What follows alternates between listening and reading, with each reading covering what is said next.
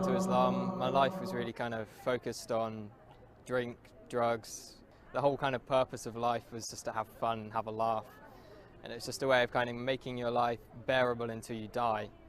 I tended to kind of be in a kind of heavy metal crowd, hanging around a lot of people with similar interests, which weren't always the best company to keep.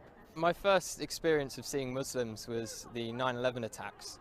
I remember I was quite young at the time and I wasn't completely aware of what was going on. In fact, I ran to one of my friends after seeing the news report and I told him that the tourists had declared war on America because I'd never heard of terrorists before. As the war was unfolding and I was seeing more and more about the war in Afghanistan, I started understanding that these people were Muslims and that the Muslims were doing these horrible atrocities across the world. So from that kind of media bombardment, I started getting a strong hatred for Muslims. So much, in fact, I tried to join the army 3 times with the goal of wanting to go over there and kill as many of these people as I could, to do my bit for the country and to make it a bit safer for my family. I thought they were kind of the big evil of the world. I started hearing a bit more about Islam. It was the last time I was applying for the army. I came across this radio station. It was at a time when I was listening to conspiracy theory radio and things like this. And it was a radio station from the American government called Terror Talk.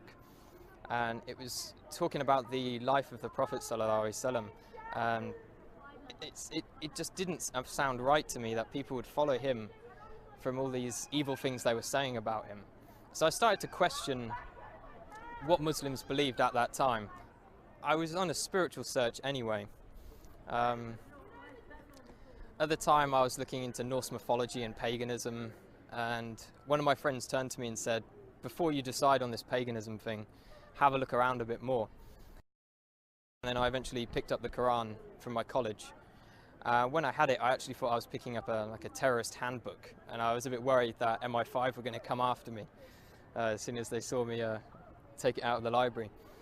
But as soon as I started reading the book, it hit me immediately, and I couldn't stop reading it. It sank deep into my heart.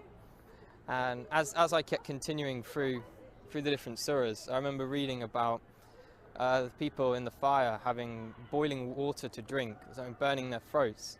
And as I could read this and I was living this awful life, I could feel my throat burning, and I could feel kind of how real this thing was and how I had to change. The first day I went to the mosque, I spent all day there reading, and my mum called me in the evening and asked me, where had I been all day, and I said I was at a mosque. She's like, what? No, you can't be at a mosque, you're a Christian.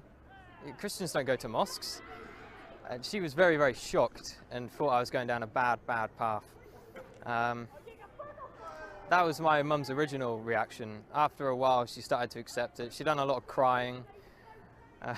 I'm not too sure why she was crying. I think she felt I was rejecting everything she'd taught me. A lot of people say when they find Islam, it's as if they've come home. And that's just the feeling I get. It's as if me in the past wasn't me at all. I was being controlled by something else. Only good things have happened since I've become Muslim. My life is sorted out and I've never had so much going on in my life at one time. If I was going to give advice to someone else who is thinking about Islam, I'd definitely tell them to come to the mosque and speak to a man of knowledge, not search the internet for the answers.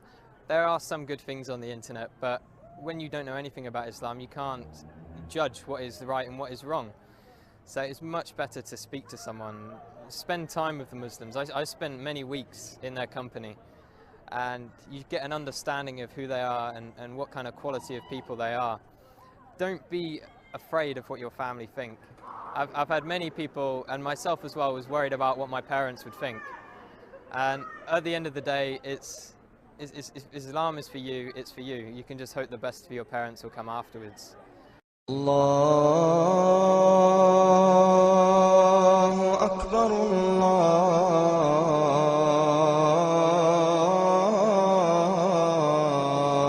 Akbar, Allahu Akbar.